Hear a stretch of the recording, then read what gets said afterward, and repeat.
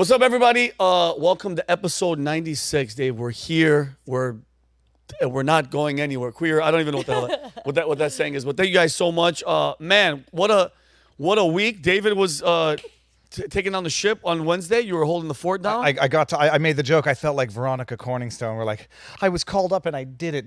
I didn't notice too many insults in the chat, so I think it went relatively smoothly. I mean, that's what they do, bro. People just love to get in there and talk crap, and I appreciate it. But yeah, we got Tayler in the house. We have Connor in the house, guys.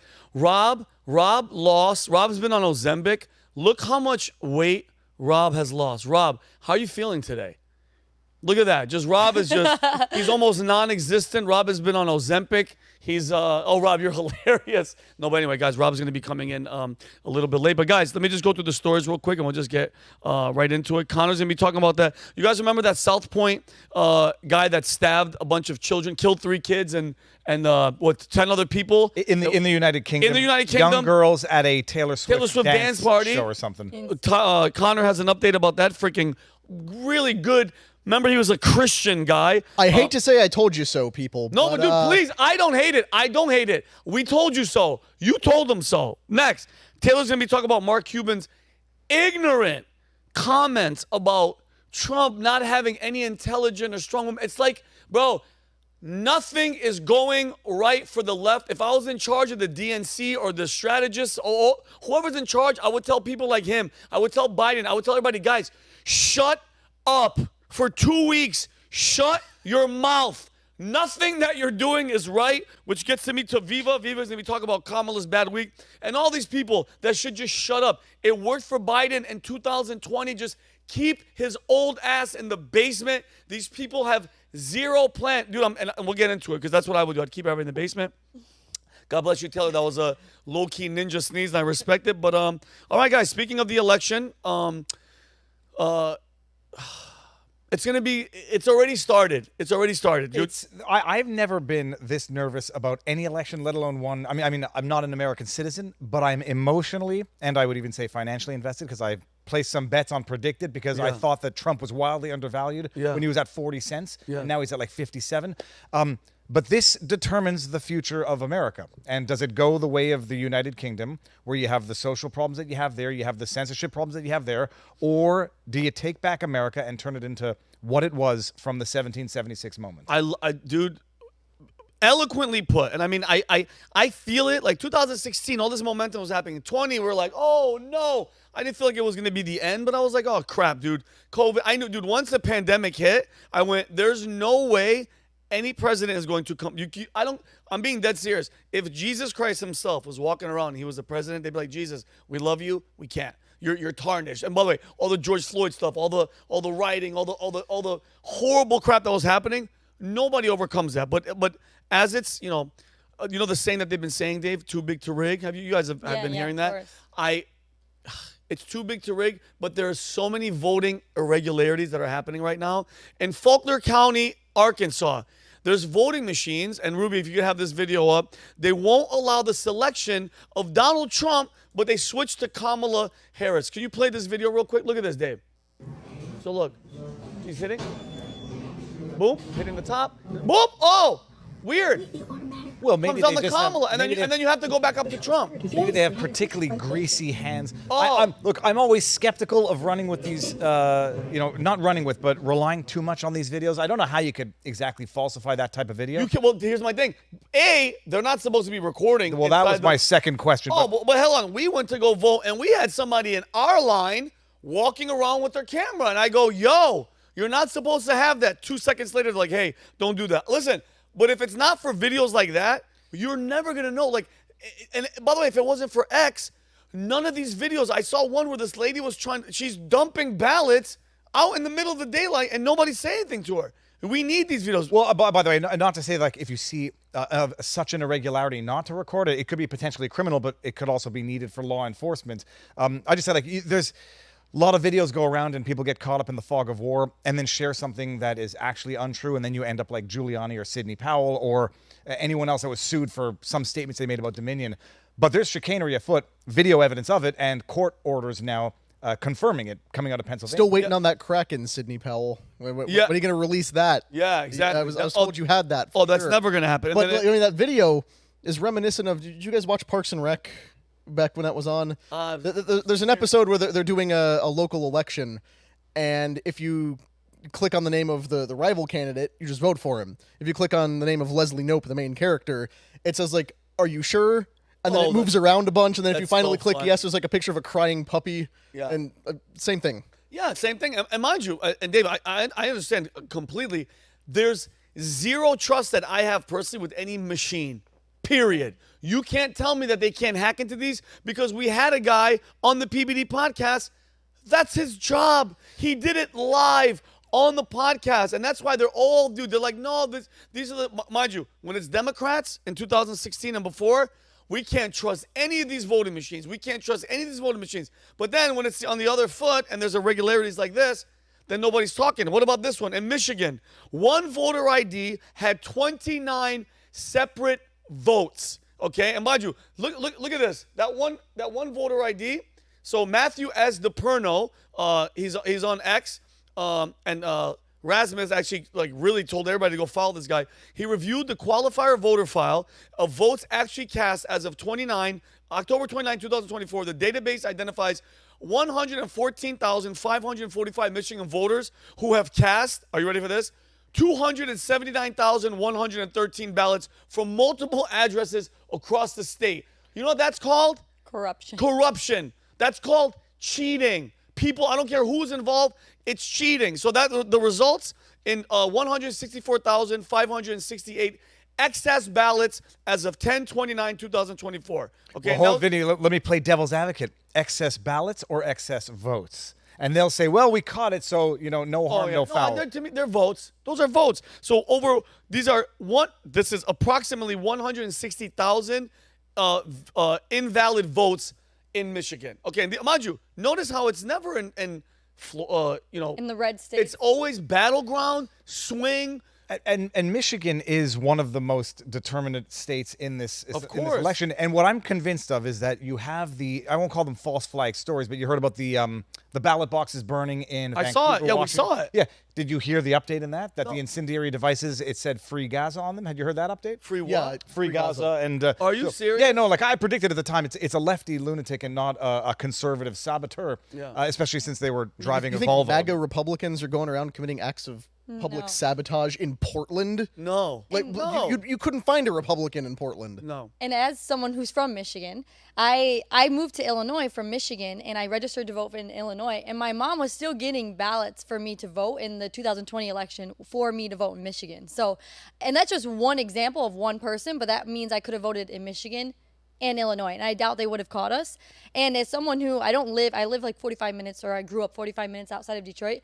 Michigan is actually very red. For the most of the state is very red. However, we all remember going back to 2020, Michigan, they were putting up those boards. They wouldn't let them watch the vote and doing all that. So I'm very skeptical, even seeing that video or other things. We all remember when it was clearly Donald Trump winning, and then all of a sudden they stopped voting, a pipe burst. They were covering this up. So always playing too big to rig, but always skeptic as well. It's a red state, but as they are now saying, or I now appreciate, blue cities ruining red states, or at least controlling red states, but I would say ruining them. And it's why they want to do away with the Electoral College, so that you can have blue states controlling all of America. But no, it's not an accident coming out of Michigan. It's a bit, something to watch. But you have now X Uncensored, where people share videos like they did out of Pennsylvania, and you get real-time results. You get people like Posobiec gathering evidence, lawyering up, and taking it to the courts. And now in Pennsylvania, you heard they've extended. Oh, you're getting to it? Oh, no, I want your, especially with that. And then Virginia, I'm going to get to. So this is the Lancaster County Board of Elections announced. Guys, this isn't hearsay. This isn't, you guys just say, when your guys losing, they're cheating. The election board announced that they've uncovered major fraud scheme in Pennsylvania. Hey, what is that? Is that a the most critical of swing states of all of the swing weird. states? According to the board, up to 2,500 100 fraudulent voters registration applicants were dropped off in 2 batches shortly before the deadline. Authorities believe that organization is behind this fraud, and the district attorney has vowed to investigate and hold them accountable. Can you please play this video? I'll play a short, just a little bit of it. I am the vice chairman of the Lancaster County Board of Commissioners and also the chairman of the Lancaster County Board of Elections.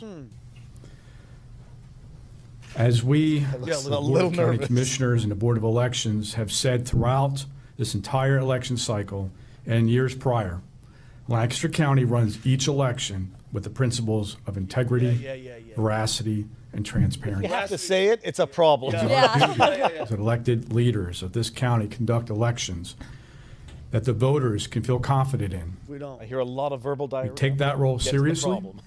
and so do the hardworking staff in the elections office Now they're- and our volunteers.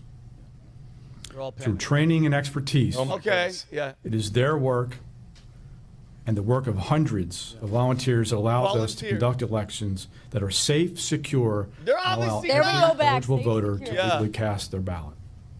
So what's The the staff problem? takes seriously This is all a preamble. Yeah, principles So there's a I big just problem. outlined in all facets of our election. With that From said, voter registration to the publishing of results and all aspects in between.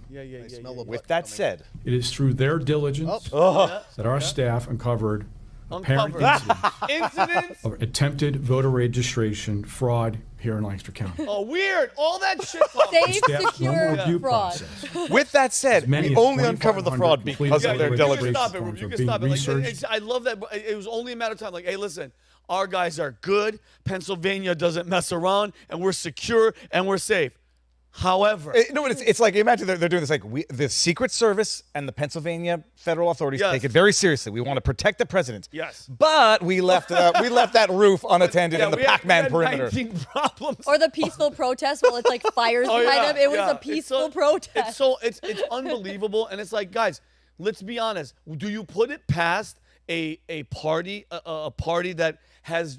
And bro, I'm not gonna get pre 2016 because there's always. By the way, both sides have messed around, even with Bush Jr. with Florida involved. I don't discriminate, but you can't tell me to not be suspect or weary when it comes to a party that from 2016 started with Russia, all the impeachments, all the lawfare to get to where we are right now, besides the assassination attempts. I'm just throwing that out there. Up to this point, to tell me not to believe that this side would freaking cheat, are you stupid? It's the logical, ethical question. If you sincerely believe that Trump is Hitler, and I don't actually believe that they sincerely believe it, but some of their sycophants do, well, everything is justified, starting at cheating, which is the least of it. But when you do the tally of everything they've done, where unlawfully spying on Carter Page to spy on Trump campaign, falsifying evidence to submit to the FISA courts, falsifying the Russiagate hoax funded by the DNC and Hillary Clinton. Then you get into impeachment 1, impeachment 2, the Fedsurrection, the Gretchen Fed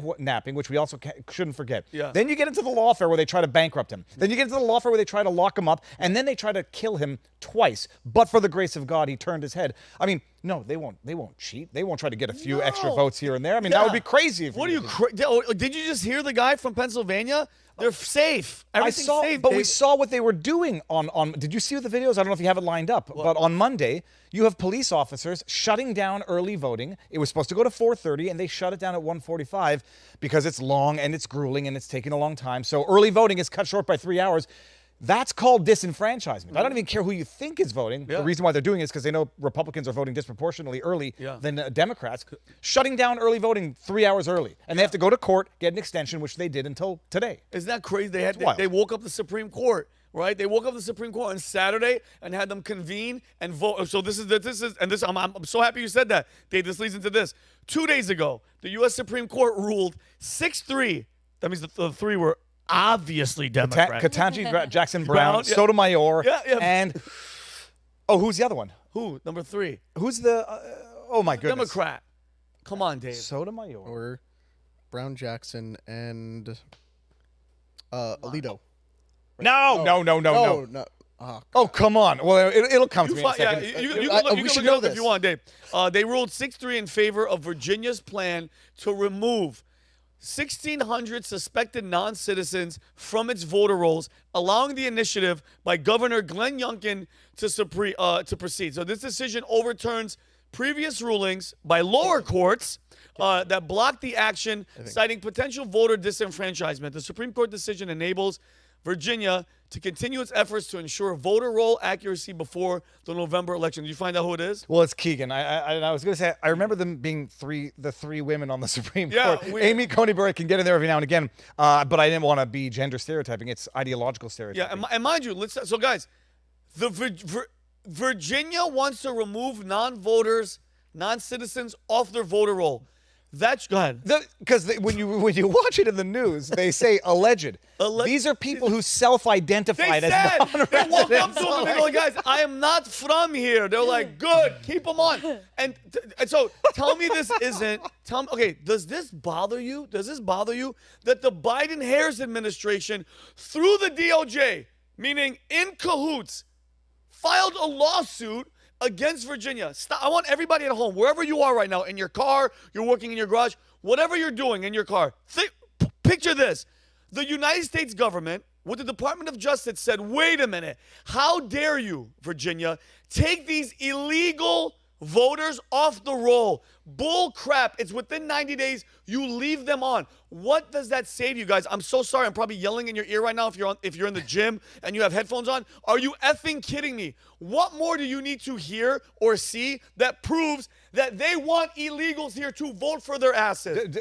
Vinnie, this is after the DOJ enjoined Texas and other states from enforcing immigration laws. What do you mean? Remember, they sued them. They sued them there because they were putting barbed wire to stop them. The Biden DOJ, they came there and they're like, pick up the barbed wire, let them in. No, they sued to prevent the building of the wall. Oh my They God. sued to prevent states from enforcing immigration laws. I think Ohio as well. Ohio, because they say it's a federal issue. Yeah. And then they sued to allow people who've self-identified as non-citizens from voting because it's less than 90 days to the election. It's organized insanity, but there's a specific purpose. And Elon Musk is right. It's to get as many illegals in as he can, ship them to swing states, naturalize them or whatever through whatever expedited process, and you have a one-party country for an eternity. Oh my God! Well, remember, in the Democratic mind, it was this kind of voter roll purge that kept Stacey Abrams from becoming governor of Georgia. Yeah, where she was supposed to be in charge,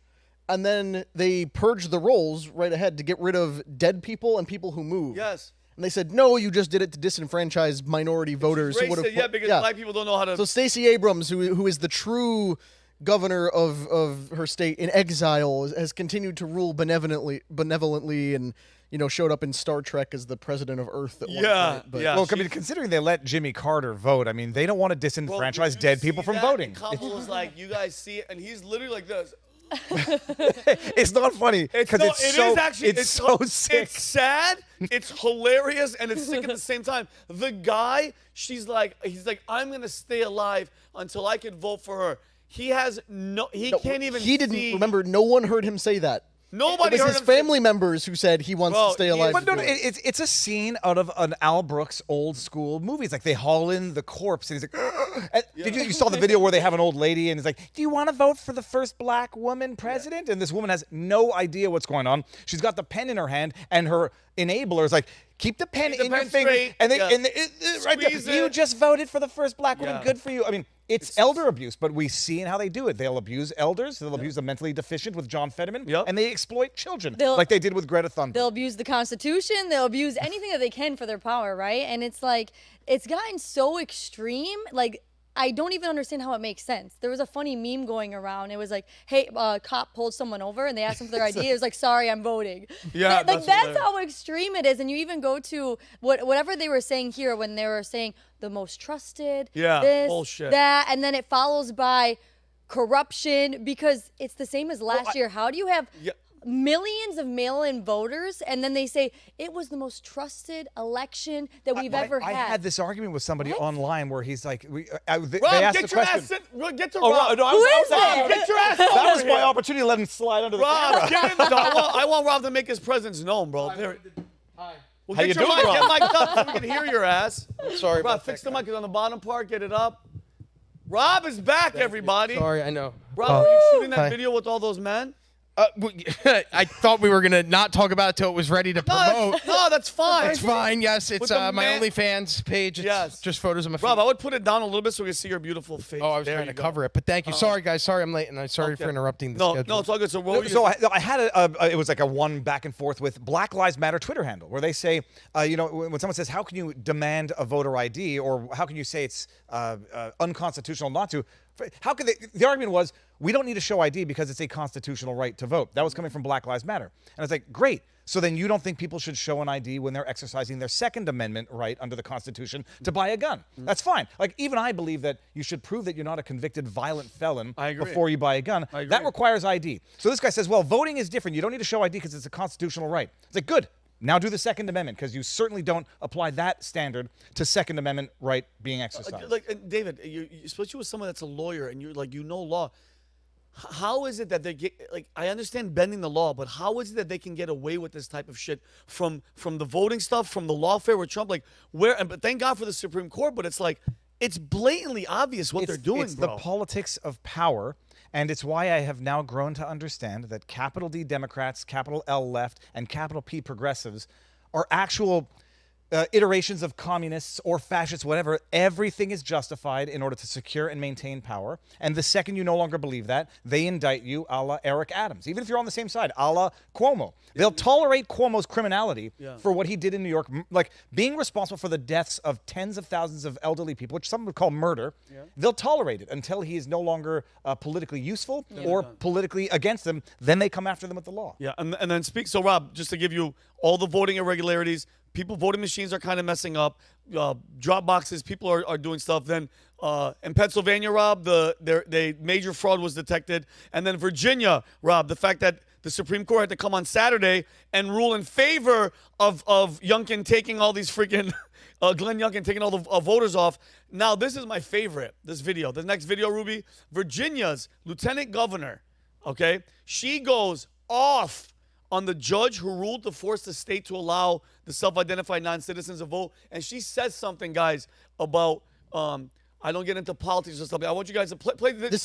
This is Winsome Sears, right? Winsome Sears, yeah. She's based as hell. She is freaking awesome. I want the whole video to play. Guys, listen to what she says at the end about people that don't get involved in politics. Politics gets involved with you. Play this. There are over 1,500 of them that the judge insanely, incredulously said, Virginia, you must put these people back on the voting rolls.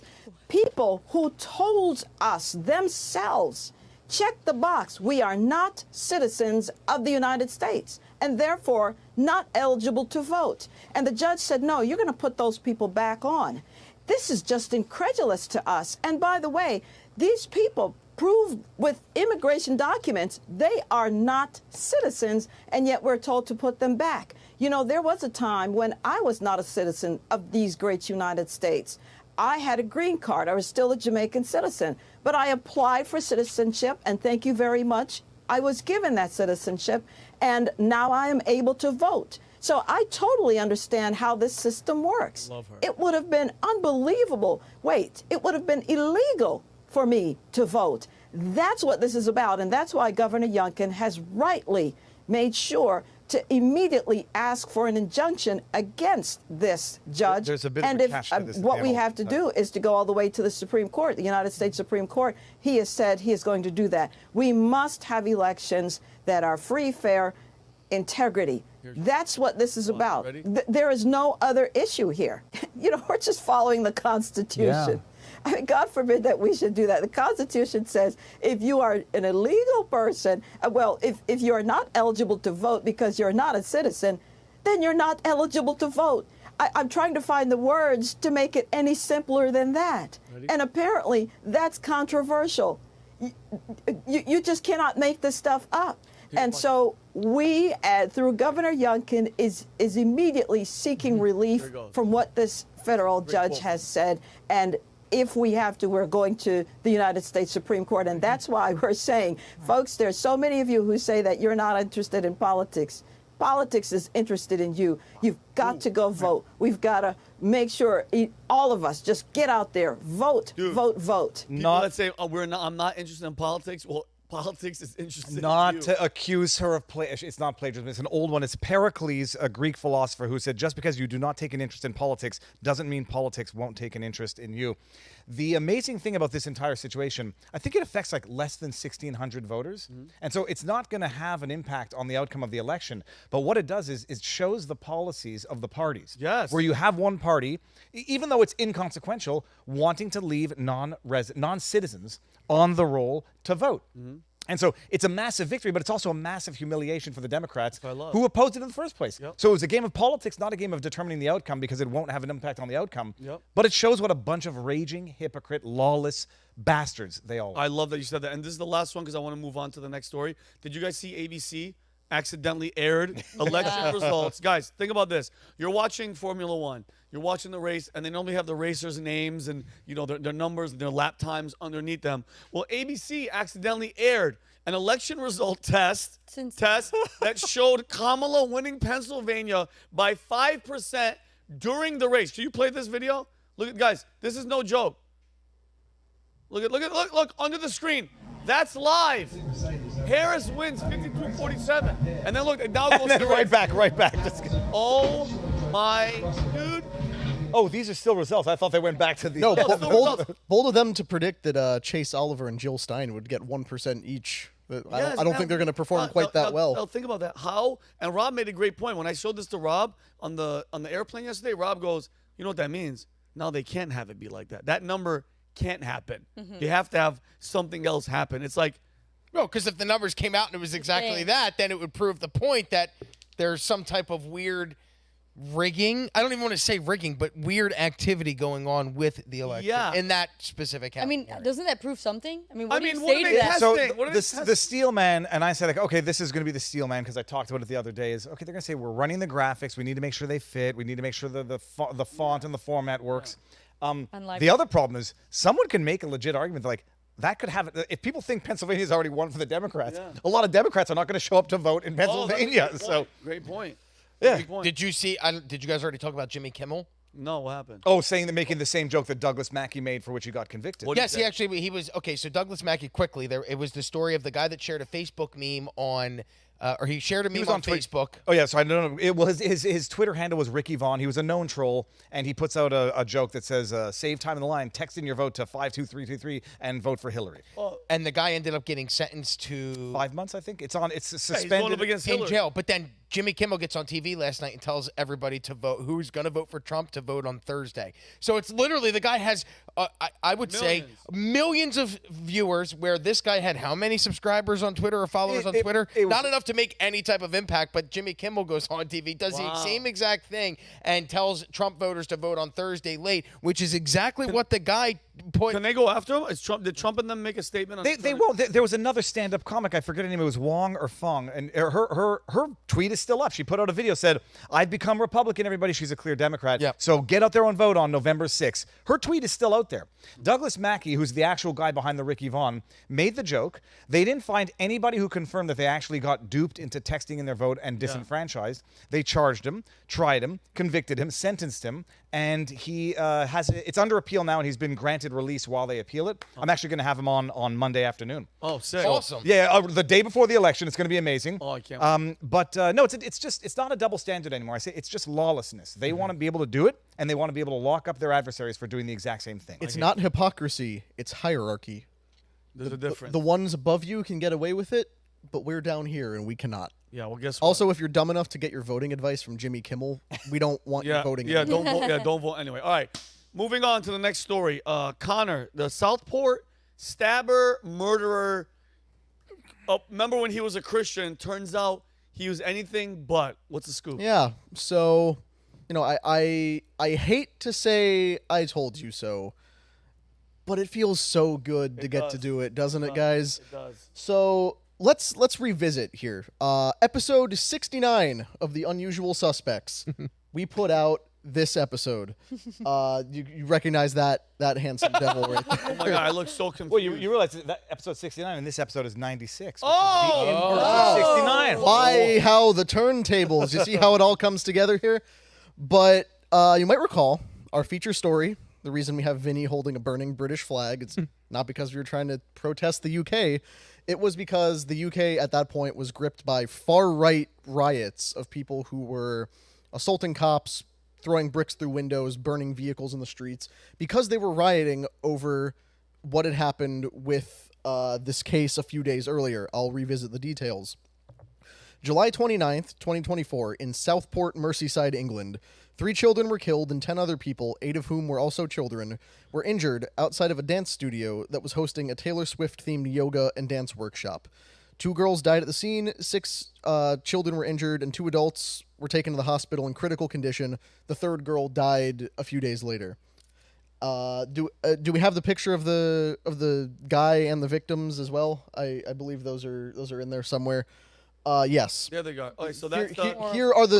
Put these up. I want to highlight them first because it's So sad. Yeah. these are all children under the age of 10. Oh, that really pissed. The perpetrator was a 17-year-old guy named Axel Rudacabana.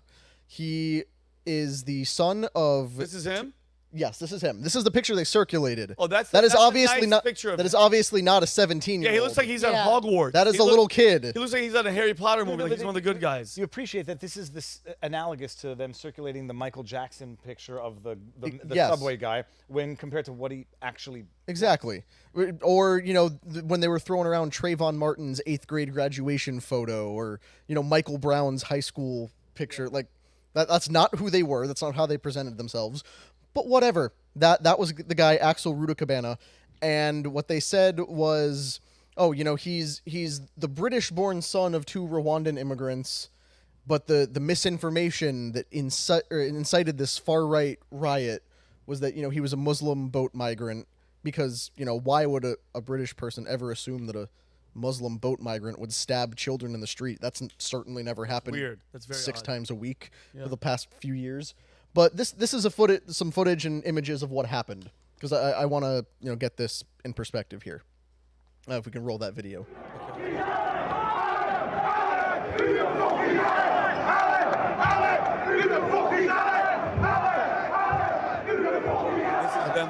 They're pissed off. Yeah. I think they were. Oh, is this outside one of the migrant centers? Yeah, Is that- yeah. These are the people fed up, Connor, that the people that they're letting in into the country, flooding the country, are stabbing and murdering little girls at freaking Taylor Swift dance. Not all of them. It's just a handful every now and again, like the reporter. Yeah, just a handful of apartment buildings Yes. taken over by gang members from From illegally entering the Venezuela. country. We covered that, and we talked about the fact that even though the kid was from Rwanda, the outrage in the British public over the situation of third world migrants coming to the UK, committing acts of violence and receiving no consequences, while the liberal-leaning British government just let them in by the thousands. We talked about it. We said that that's a justified outrage, even if we don't agree with hitting a cop over the head with a brick and burning a vehicle in the street as part of your protest. What we got was this flood of comments, and I've gone through and pulled a selection for us, and I didn't censor the names and identities of people who called us idiots out of compassion for them, but more so we don't get blasted for doxing. Things like, why are you spreading fake news, bro? The dude was a Christian kid from Rwanda. It was the far-right thugs that were throwing acid and running people over. Stop blaming Muslims. You're naive. When it's a Muslim doing it, it's Islam and they are a terrorist. But when it's a Christian, oh no, he's just a sick guy that needs help, and he's not a true Christian. Do you hear yourselves and how much double standard you use? Yes, he is an effing Christian. A terrorist is a terrorist. The guy was a Rwandan Christian. You guys are pathetic. Any violence, you're wishing it was a Muslim. And more than that. Connor, I I love that you put these out there. Yeah. Good for you. I You hope whoever you are, you're seeing your little profile pic and it's you. This Deli. is the reminder that we are real people and we do read the comments. We appreciate the support we get down there, but if You read the comments? I read the comments, how else am I Do you supposed read to the know how to fight comments? No. All right. No, once in a while, like to be honest with you, not so much here. like once in a while PBD podcast, but once in a while, like especially with those episodes, I go there, I see that type of hate. I have to. Oh, okay. And this Do is you, Rob? this is why I monitor the comments. I'm too sensitive. Sorry, guy. I appreciate that you're in there talking, and thank you for watching. But Well, that's okay. I'm down there monitoring it for us, so we can know who to fight with when we absolutely prove ourselves correct. Thank you, Connor. Idiots. Yeah. So Just to highlight one thing, because it's people are going to say, "Oh, you got lucky," in the sense that you made a prediction. There's a reason why the people on the streets of the UK were rioting the way they were, because they have more information than others do who are not there. And and who get Johnny it. in Tampa. And so, when I was talking with Tommy Robinson about this, he's like, they all know what's going on down there, despite the media censorship. And that's why it's like, you listen to the right people, you'll be right more often than not. Sorry, I just wanted to preface that. So you didn't get lucky, absolutely. you listened to the right people. We paid attention. We observed the trends, and more importantly, the truth doesn't really have to defend itself because it will come out eventually. Throw up this from the Associated Press. On Tuesday, Merseyside police confirmed that Ruta Cabana had been charged with production of a biological toxin, namely ricin, and for possessing a, quote, PDF file entitled Military Studies in the Jihad Against the Tyrants, the Al-Qaeda Training Manual. Wait a minute, this Christian guy is so loving Al-Qaeda and wants to poison people? Yeah, where that rumor came from, they never really confirmed that his family is a Christian family. It's just Rwanda has a large Christian population. So they assumed, oh, if he's from Rwanda, he's probably Christian, completely cutting out the fact that Islam has taken over Africa the same way it's taken over every other place it's ever walked into. Ricin is derived from the castor bean plant and is one of the world's deadliest toxins. It has no known vaccine or antidote and kills cells by preventing them from making proteins. These charges are on top of 3 charges of murder, 10 charges of attempted murder, and 1 charge of possession of a knife. He showed up in court on Wednesday for sentencing on those additional charges, and everyone was left asking the question, if they found the ricin and the Al-Qaeda training manuals in his house in July, why are we just finding out about it now? Because that was the other part of the riot, is that they were saying the government was covering up his identity. They said, oh, we can't name him or show his image because he's a minor, because he was like a couple weeks away from turning 18 at that point. So they were furious because the government would not identify the perpetrator. So now, once again, there are people in the UK who are furious over the fact that the government hid this information. And they said, no, he's a Christian kid. Yeah. He's from a Christian family. This was, and they are still saying this was not a terrorism-related incident. Do we know, was he from a Christian family but converting ideologically? No, nobody's confirmed it. Nobody's confirmed it. I'm from a Christian family, and I certainly have no Al-Qaeda training manual saved on my computer. Yeah, that, and by the way, this is the same type of nonsense that they do, rhetoric, when, the government is bringing all these people in to do what they're going to do, obviously, to make everybody rely on the government. Then they do this, they cover it up. Just like every single trans mass shooter, which we've had a lot of them in the United States, they do their thing, and we don't see a manifesto. We don't see anything for months. You know why? Because that throws away their whole transgender. They're all about love and peace and LGBTQ. No. They're mentally unstable people that have obviously issues, and I hope to God that they figure out what the hell's wrong with them. But no. Hide it until it comes out months later. About this was at the same time when they were literally locking up Brits for mean Facebook posts besmirching immigrants, and Tommy Robinson was organizing peaceful protests, and they were trying to shut him down, and they were trying to shut everybody up. This is in the context where we played the video back in the day, this British judge wearing a white wig sentencing someone to, 30 months because of a mean anti-immigrant Facebook post. Yeah, in Germany, right? No, this was the UK. England? This was during the same time. So they're hiding this information while simultaneously censoring information online and locking people up for anti-immigrant social media posts. Oh my God! And by the way, I was mistaken because you're right. Yours was England. Mine was in Germany, where I think 11 or 12, if I'm not mistaken, migrants raped this girl, and then when all the guys that did the raping came to court, guess who a lady went on WhatsApp or something and messaged one of the accused rapists and was like, "You're a mean person. You shouldn't do this." Guess what? She got arrested for like verbally assaulting this guy online, bro. UK, Europe, all that, dude, they're all cooked. It's finished. But I would say European countries similar to the U.S., they have a right to be protesting upset because they're having an immigration problem as well. Yeah. It's all of these leaders of these countries. They're just infiltrating all these people who aren't assimilating, and then who gets the wrath of it? It's the people. The people. It's not the politicians. It's not the people of power. So, like, just come in. Germany had this issue. The UK, England had this issue. We have this issue. Italy's having some issues. Yeah, it's a very common trend. Why? Because the people in power know the people of that country are no longer abiding by what they say. So they're just trying to bring in more people to maintain their power. Yup, and destroy the destroy the country, make everybody reliant on the government. And I mean, they bring him in, terrible immigration policies, terrible social consequences, and then they try to censor misinformation and disinformation and try to censor hate speech or criminalize hate speech. So I've been saying, like, no joke, you want to know what America would look like under a Kamala Harris, Tim Walz administration, where they talk about this, criminalizing hate speech. Look to the UK. You get a I don't know if he was legal or illegal, killing somebody, 3 people, and then they say you can't say anything bad about him on the internet. You're spreading disinformation, misinformation by suggesting it was terrorist related. And then they put people in jail. They shut down the protests. And then 4 months later, they admit, lo and behold, it was. And after having suppressed it for 4 months. I mean, this is what the future would look like. And that's the whole point, is that when it came out, he's actually son of Rwandan immigrants, but he was born in the UK. They're like, well, you can't call him immigrant. He's British. You saw that picture of him. Yeah. And few people are willing to put it quite so bluntly, but that guy's not British. That guy will never be British. Yeah. He was born on British soil, but he's not British, because British means something more than just being within the magic dirt that somehow makes you British. Yeah. In the same way that every other country in the world outside of the West is allowed to have that standard. If my wife and I moved to China, and we live in China, we renounce our American citizenship, we might be Chinese citizens, but we're not Chinese. Nope. Our children who are born there will never be Chinese. Our grandchildren who are born there will never be Chinese. Until we have completely integrated with the dominant racial group of China, we will never be Chinese. But for some reason, it doesn't work the other way. That someone fresh off the boat from the third world can land in Europe or the United States, and suddenly, oh, welcome, weary traveler, you're as American as me. If my ancestors came over on the Mayflower and yours came over 30 seconds ago, congratulations. We're all the same thing. And nobody's allowed to draw those distinctions anymore. But it means something to be British. It means something to be American. And people who come from outside and won't assimilate into that are what is causing the problem. I'll take it. Tommy. I mean, I'm going back to Tommy Robinson only because he's been locked up now for 18 months for contempt of court.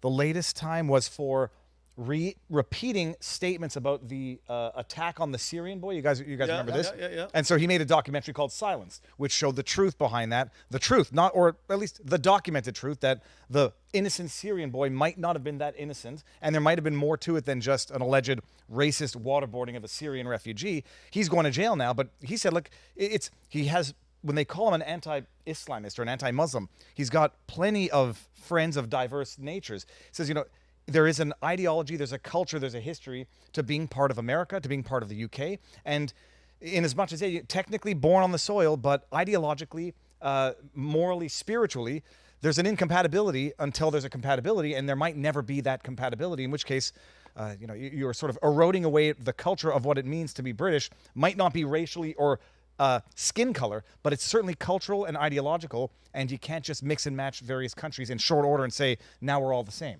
Yep. It's the same thing when you look at if you were to look at a business, right? We're very big on culture here at Valuetainment, at Viva Consulting, everything that we do. You can't just take people from the outside, assume that they're gonna, if they don't assimilate with the culture, they're a cancer to the culture. Mm-hmm. And just like the way they came in, they inject themselves out, because we can't allow them to affect the minds and the ideologies of the people there, because we're all assimilated and striving for one vision. When you bring people in that don't align with that, it's chaos. So similarly, how you operate a business is how you got to operate your country. If they don't assimilate and they don't fit in the culture, they can't stay in the country. And that's a great point, because Pat says, I don't fault people who don't fit into this culture. This culture isn't for everyone. Nope. This is for a select few who believe in the mission, who will do anything and sacrifice and there aren't certain people that are built that way. That doesn't mean that they're necessarily bad people. They don't fit with the culture and they get removed. Why is that? How come we can apply that same standard to business, but if you do that to a country, it's racist? And even more than that, Tayler, that's actually a fantastic point, and I'm really glad you brought that up, because it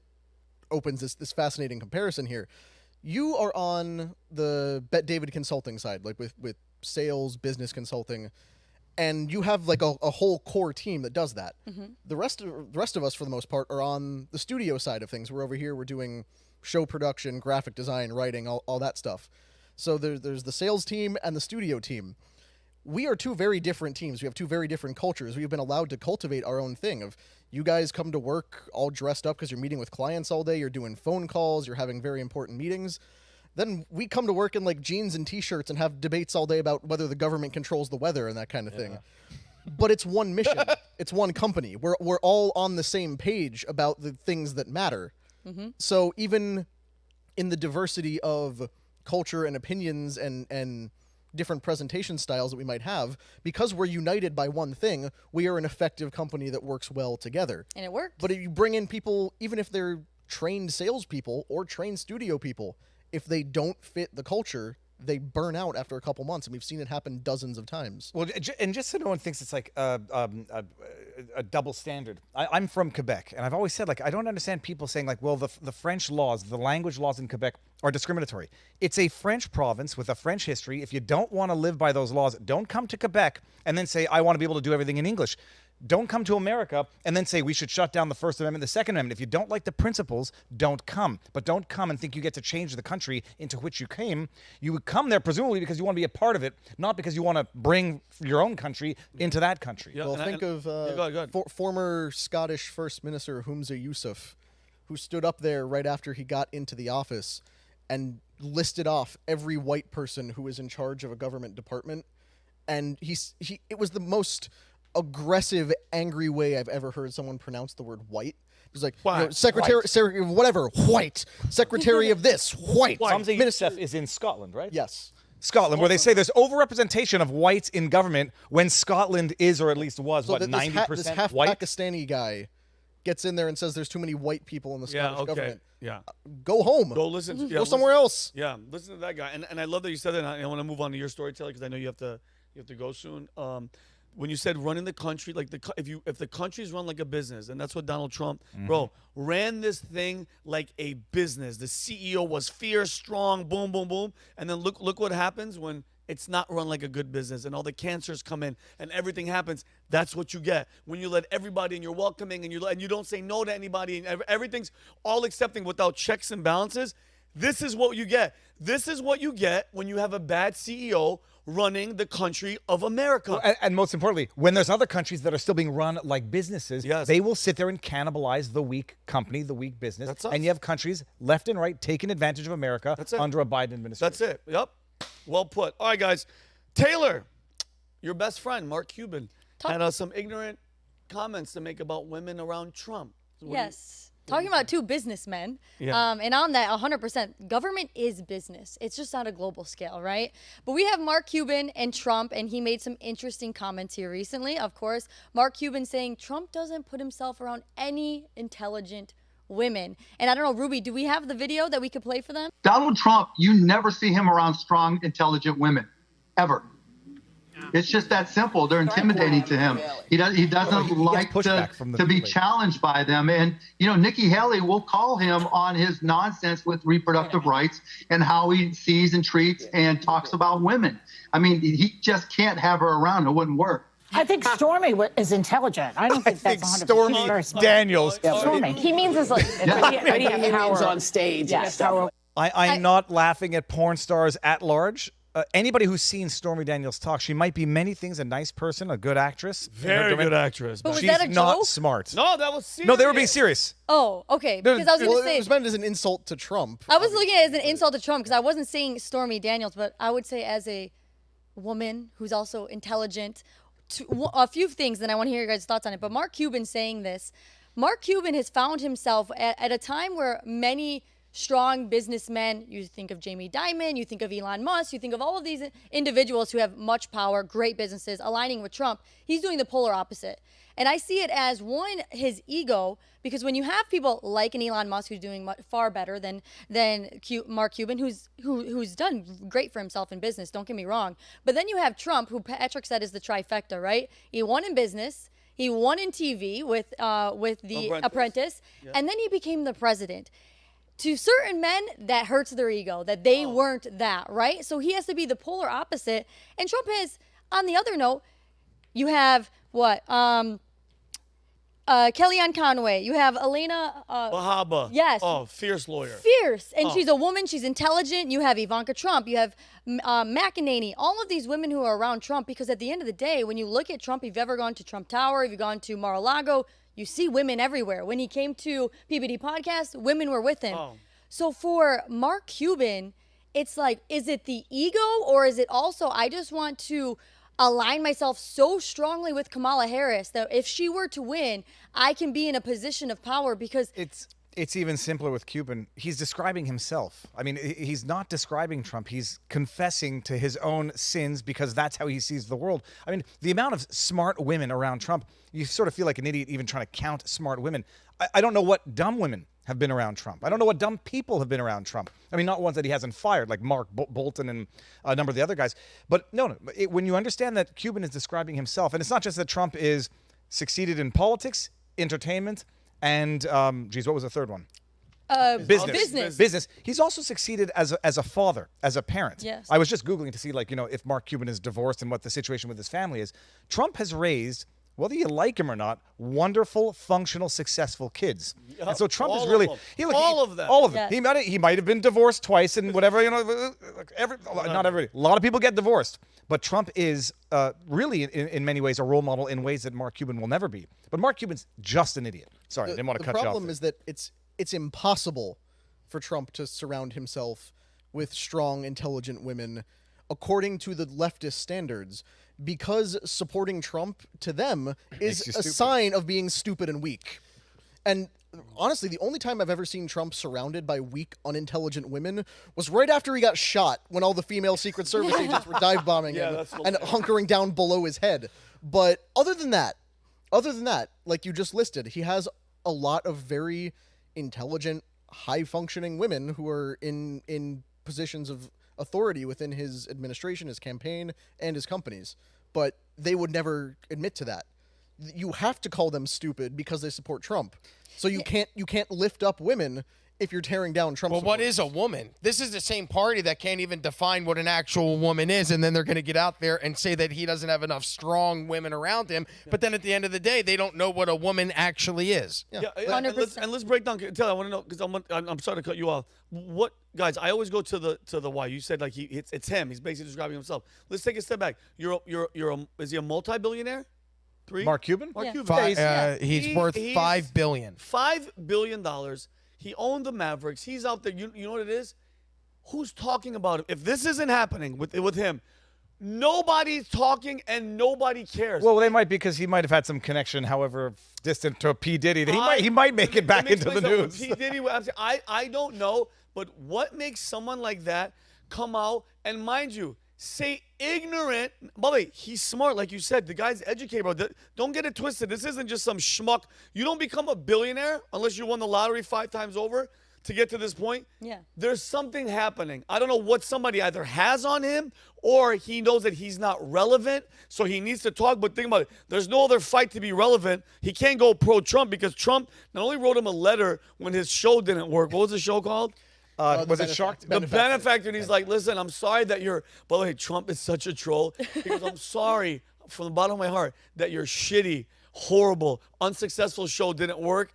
If you ever need advice, come to me and I'll give you advice. And then number one, and then this came from Mark Cuban. He was on Letterman, I guess, and he told that story, Rob, where he's like, you know what Trump did to me once? He's like, I'm at this party, Mar-a-Lago, whatever it was, and he goes, there's all these rich people, and Trump goes up to me and goes, hey, man, you see all those rich people up there? Maybe one day you'll be able to go there and hang out with them. So that stings and that stays with you. But there's a lot going on with Mark. I think jealousy is playing a big part of it. I think it's irrelevancy. Like nobody would be talking about you. They talk about every other billionaire. Every other billionaire is getting talked about except him. I think it might be a long shot investment in the event that Kamala Harris does get elected. He's trying to invest in getting the good graces to be head of whatever department. But the bottom line, there was something about Mark Cuban that I was just about to say. It's going to come back in a second. Go for it. When it does come back, I would say I think ego is the enemy in this case. You know what I mean? Like he's allowing the pride, like you were saying, all of those things stack up to it. And at the same time, as a woman, there's nothing that's more annoying than a man sitting up there and saying, there's not enough intelligent women over in his here. jet, by the way. He's in his private jet. I don't know if you noticed that. It's like at the end of the day, the only glass ceiling above women is the one they put above themselves. You know, I work for a company with Patrick and everyone else. If you do what you need to do, I mean, the other person who's running for president is a woman. If you come through, you do what you do, and you're good at what you do, you develop the skill, you're intelligent, you're going to make it to wherever you want. So I don't need Mark Cuban telling me not to vote to Trump because there's not enough intelligent women around You here. just triggered the memory. It's Mark Cuban I did saying, that just for you. No, it's Mark. They show their deep-rooted misogyny and racism. You get Joe Biden saying, if you vote for Trump, you ain't black, and he had to use that rhetoric. You got Mark Cuban saying he doesn't surround himself with smart women. When we get to my clip, they're like, they show that they have no respect for their constituents, except in as much as they can get their votes out of them. And if they don't, if they deviate, then they fit into whatever trope. They're race traitors, they're sex traitors, and it just shows their underlying racism, bigotry, misogyny, and, you know, discriminatory perspective of the world. And did you see what he said? Nikki Haley is able to stand up to him about reproductive rights. So if you don't agree with them on abortion, then you're not an intelligent woman? Yeah. That's exactly my point. You have to be relentlessly pro-abortion to be considered an intelligent woman by the left, because they've determined the only legislative priority a woman is allowed to have is the ability to kill her own children. And if you don't support that, you're an idiot. 100%. It's like, what? I feel like I'm going flipping crazy. Nikki Haley, the strong woman, she endorsed Trump. And with a strong, I'm just going to a CNN article from July.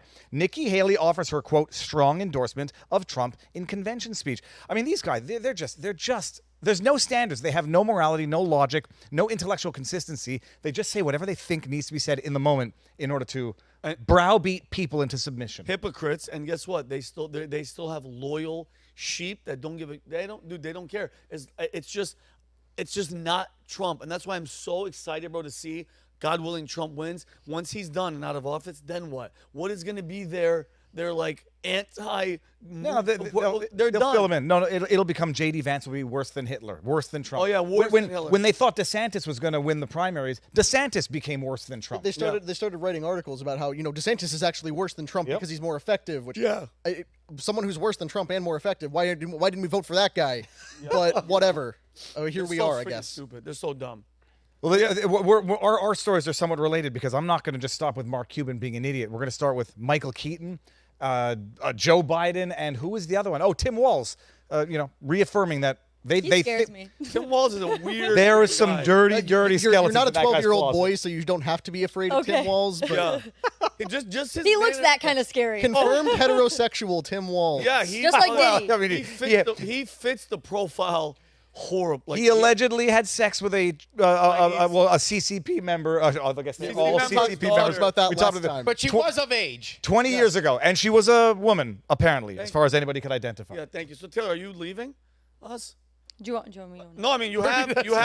I know I have a few minutes. Kelly said, "Hey, I'll text you as soon as Pat leaves." Okay, I'm with him. So we're good. And can you do me a favor when you do leave? Let's stage like an acting, like a couple that hates each other. And I'm gonna tell you to leave. Okay. And then you say I'm dumb. Throw a drink in his face. Yeah, you know what I'm calling you? Like in a I'm intelligent. restaurant. I'm like, you know what? Mark Cuban's right. We'll get into that argument, and then I'll kick you out. Okay. And then don't smile. I want it to be serious. Okay. We have to really hate. Get pissed off and storm out of here. Okay. All right, guys. So we're gonna test her acting skills here in about 15 minutes. But all right, Viva. Well, it's the segue. So this is a It's a continuation. segue, but Kamala's had a bad. I wouldn't say She's had a bad campaign. She's had a bad campaign, Yeah, period. go ahead. She had a good week during the DNC when they artificially propped her up and gave her the honeymoon that, Doug Emhoff always wanted with the nanny. Bada bing, bada boom. So as if Mark Cuban insulting, let's just say that half of Trump supporters are women and half of the country supports Trump. So he wasn't happy with a swath of let's say 30 million people to insult them and call them stupid. Tim Walz. Well, we're going to start with Michael Keaton. We got to play this clip. This is Michael Keaton, again, confession through projection, telling you what they think of you and of others while they pretend to care for you. And so we'll play this because it's going to be like the perfect framing for the rest of the discussion. All right, Jakey, play it whenever you want. By the way, look at him. He looks horrible. Hey, hi, Michael. For some of you folks who, guys mostly, I guess, I forgot that part of the are story. thinking about attending a rally with Musk and Trump. They don't like you. They don't really respect you. They laugh at you behind your back. They think you're stupid. They think you're stupid. They don't want to hang out with you. They have nothing in common with you. They're not your bros. And I'm telling you, when Trump, years ago, I guess, said, I could shoot somebody on Fifth Avenue and they'd still vote for me, basically what he's saying in parentheses is, these people are so stupid, they're so dumb, they'd still vote for me. They have no respect for you. Trust me. No respect. Okay, Michael, can I come over to your house then? No, if bro, he you're doesn't so want- down to earth and relatable. Let's hang out. He doesn't want. There ain't your bros, bro. First of all, there's so many things wrong with this. We're not electing a bro. We're not electing someone I would even necessarily want to hang out with. Although I would feel much more comfortable hanging out with Trump, save and except for the assassination attempts on him, than I would with Tim Walz or Kamala Harris. But the projection that they're not your bros, they don't like you, they're not like you. This guy says from his multi-million-dollar mansion, wherever the hell it was, and Probably behind a gate with guards. In California. armed Walls guards. work. No, I think he might Paying actually Gavin be, Newsom's taxes. he might actually be East Coast Michael Well, he Keaton. has a California and a Montana ranch, Michael Keaton does. So it could be from one of his estates, one with, I need a paid. I can't even afford to read about Michael Keaton's various properties. They think you're stupid is what he says. While they, well, first of all, they probably do think all Trump supporters are stupid. I mean, that's just what they do. Deplorables, garbage. We're going to get to Nazis the garbage. and Hitlers, yeah. But what he's basically saying is how they view their supporters to the extent that they disagree with them. And the idea, like, they don't want to hang out with you, they're not like you, is he's just explaining his perspective of the people who made him the multimillionaire that he is. But with that said, Can I say one thing on that? That video is insulting the intelligence of the men who want to go and watch Elon Musk and Trump. You don't think they can make that up for themselves? For him to say they don't want to, what a insulting on the intelligence of the men that are going there. the entire campaign is about browbeating and shaming people into submission. It's the modus operandi of the And Democrats. it's almost exclusively men, because this has actually been very unique. Remember back when we talked about the white dudes for Harris video call and everything? The Democrats have finally acknowledged that men, and white men specifically, are a voting bloc. But what they do is continually browbeat and denigrate them, even while pandering for their vote. They tell you, men, you need to get out and vote because you need to stand up for women. Yeah. And specifically women's rights to kill their children. But they drag out wimpy beta Hollywood men and have them stand up there and tell you, my daughter is already a girl boss alpha who's going to run the world, but if she has to, carry her children to term, then that's going to ruin everything. So you better not just beta men. No, sorry. No, dude, you look like you're crying. I'm sorry. I just got to my wife. I'm so proud of her. She voted today, early voter, her and my son, and it makes me so happy. I am sorry. I didn't.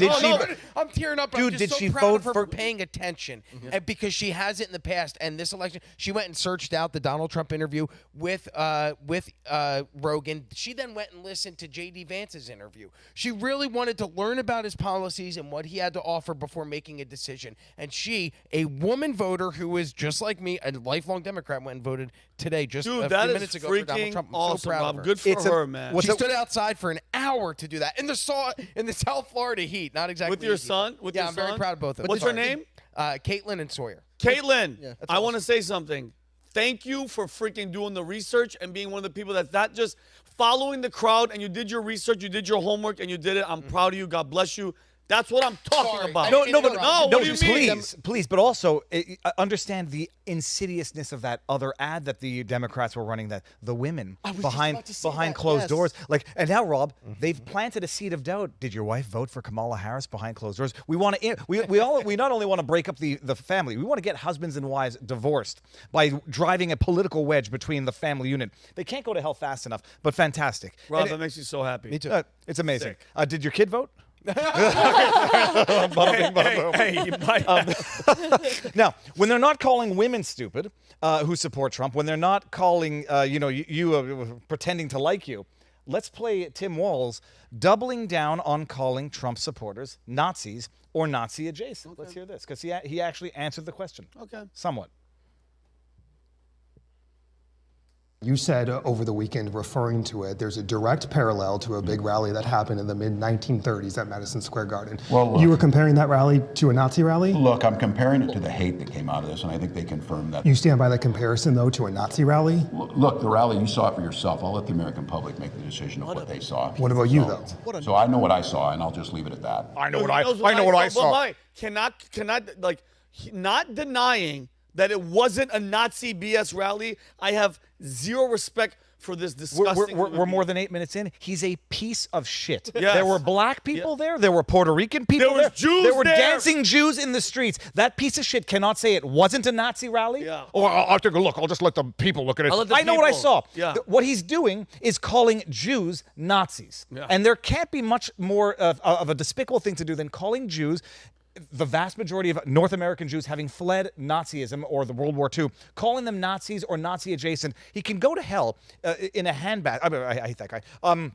But before I say something too much, please.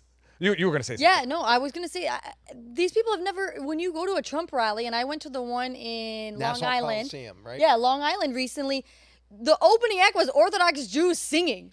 That was literally the opening act before everyone came and speaking there. And when you go there, there's women. It's one of the most diverse places you could actually be. And I've gone to them in Michigan, New York, and Florida. But anybody who's been there knows. They had the founder of Death Row Records speaking on stage, a black man who was incarcerated for 30 years for cocaine distribution, who was pardoned. I think he was pardoned or commuted by Trump. They are calling Jews Nazis, blacks Nazis, women.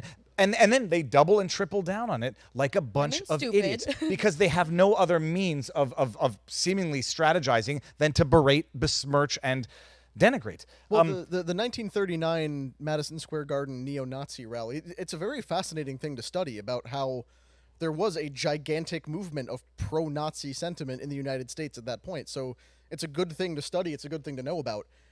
Every Democrat who's up in arms about it learned about it last weekend. Yeah. Nobody knew this about very it. well-known historical event just found out about it 4 days ago. If they knew about the historical event, they know it was not at the same building. It was at a different address up the street. If they knew about it, they just held a sporting event. They just held a Nazi sporting event there. It's crazy. I know this sounds wrong, but who cares? You know how many events are held there? Like, how are you going to tie that to him hosting a rally? Well, and not just, this is a joke, not even a joke, but a statement I was going to make, but it'll get misinterpreted on Twitter. Like, okay, fine. At that point in time in World War II, you were either supporting the Nazis or you're supporting Stalin. And so you hold a massive communism rally in the stadium. It won't be much better. And so just the irony of like the hero of World War II was an actual fascist dictator who murdered more people than Hitler, but and there's no qualifying they don't talk dictators about that. You think here. of China and all Well, of that. yeah, I think yes.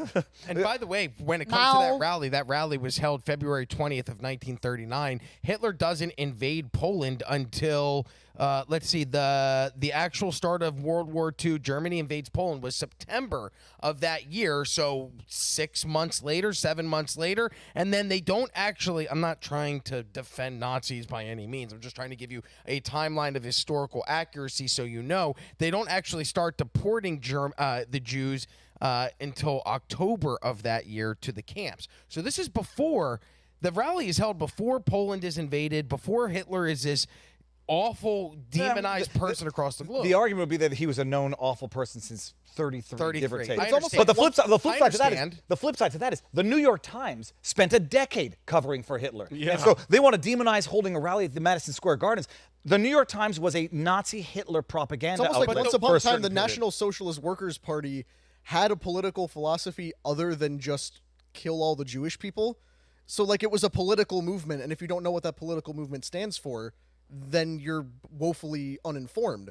Like, know what they were about before you start using the name as a buzzword. But the way the media portrays that event, it seems like it was an event to rally together in hatred of the Jews in Madison Square Garden, which, correct me if I'm wrong, I wasn't there, but that's not what it was. It was a rally for the Nazi Party, but was it, hey, we're going to round all these Jews up and kill them? Yeah, and I wish you knew more about that, Tayler, because you're... Although they did beat up a Jewish guy, according to the Associated Press now covering it. Did Tayler do it? Hey, Tayler. Well, you know what? I'm sorry. No, Rob, you might be right, because Tayler, if I'm going to quote Mark Cuban, since you're a woman and you like Trump, you're unintelligent and you're weak, and I think you should. I thought you were a Christian man. I am, but you know Really? what? I don't want to be in the You think a same Christian room man- with an unintelligent, Really? dumb woman. So you can leave. Well, Christian, I will leave, but you know Okay, what? and you can- God is watching on you, and Christian. Slap me if you want. Slap. Oh, God! Oh, Jeez. World star. Yes. That's what they yell when that Well, happens. I've yeah. seen the videos. And don't let the door hit you on the ass on the way out. Get back to the kitchen and make Yeah. me a sandwich. I'm just kidding. Yeah. By the way, she hit the shit out of me. I heard Like, it from and I respect her. Look at my hair's all jacked up. She hit the fro out of me. Holy. Well, I was going to make a hot. taking out the trash Thanks, joke to Tayler. segue into the Joe Biden clip, but I don't want to get in trouble. Thank you, Taylor. Dude, my ears are ringing. That was a good slap. Let's play the Joe Biden clip, because as if calling women dumb, Jews Nazis, Yeah. and what was the other one there? Michael Keaton. Well, forget Michael Keaton just Not your bro. If you not can't your bro, decide if bro. you're- They don't want to hang out with you, bro. Look at demented Joe and what he has to say about half of America. More than half, I think, now. Donald Trump has no character. He doesn't give a damn about the Latino community. He's failed businessman. He only cares about the billionaire friends he has and accumulating wealth for those at the top. So he says immigrants are poisoning the blood of our country. That's a Give lie. me a break. He wants to do away with the birthright citizenship. Who the hell has said that in the last Listen 100 to years? this now. And just the other day, a speaker at his rally called Puerto Rico a floating island of garbage. Well, let me tell you something. I don't know the Puerto Rican that I know. Or Puerto Rico, where I'm in my home state of Delaware. They're good, decent, honorable people. The only garbage I see floating out there is his supporters. His demonization of Latinos is unconscionable, and it's un-American. It's totally contrary to everything we've Only everything- garbage are his supporters. No, but it's even worse, because it would be the R would be referring to multiple support. The only garbage is His he supporters. says it. The only garbage I see floating out there is his supporters. Period. New sentence. His demonization of Latinos is unconscionable. Talking about Trump. Did you see that the White House transcript of the president's remarks Altered. has been altered Obviously. to reflect that? No, he was talking about the garbage is their hatred. But that's not what he said. No, but it's actually. But you heard what he said. You heard what he said. So It's now even the worse. White House record reflects a false version of reality. Well, It's Lee not that. Stefanik, I believe, was somebody who launched an investigation because it violates the Hatch Act. Or I think it's a Presidential Records Act. Presidential in terms of Record Act, sorry. preserving. Because you have to appreciate what they did. I don't have the official transcript. They added an apostrophe to supporter. So he says, the only garbage I see floating out there is his supporters, apostrophe S. And then they want to claim it's demonization of the Latino community. We heard it.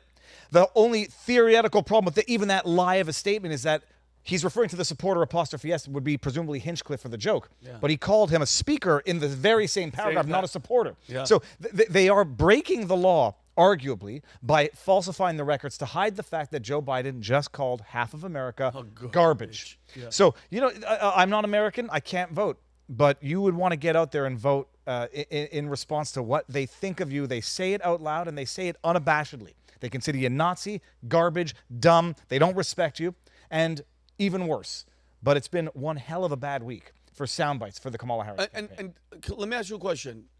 Just really fast, Dave. You think it's over, like, unless they do something ridiculous? Because this October surprise, that Nazi thing, I think, was their last-ditch effort. They knew he was going to, they knew in about, a month? I heard the rumor that he was going to do Madison Square Garden. Was that their thing? Was that it? Because, guys, we're 5 days. We're 4 days. 4 days away. So Friday, Saturday, full day, Sunday, Monday. Three full days. What do you think it's going to be? Was that it? It's right now. I think the beds are made. The story's written. We just have to live through it. There's not enough time. There was a story that Ed Krasenstein, another world-class piece of shit, put out on Twitter that there's allegedly a recording of Epstein talking about Trump. Even there's not enough time to get anything, even if it's true, which none of these bullcrap stories are. There's not enough time for the traction.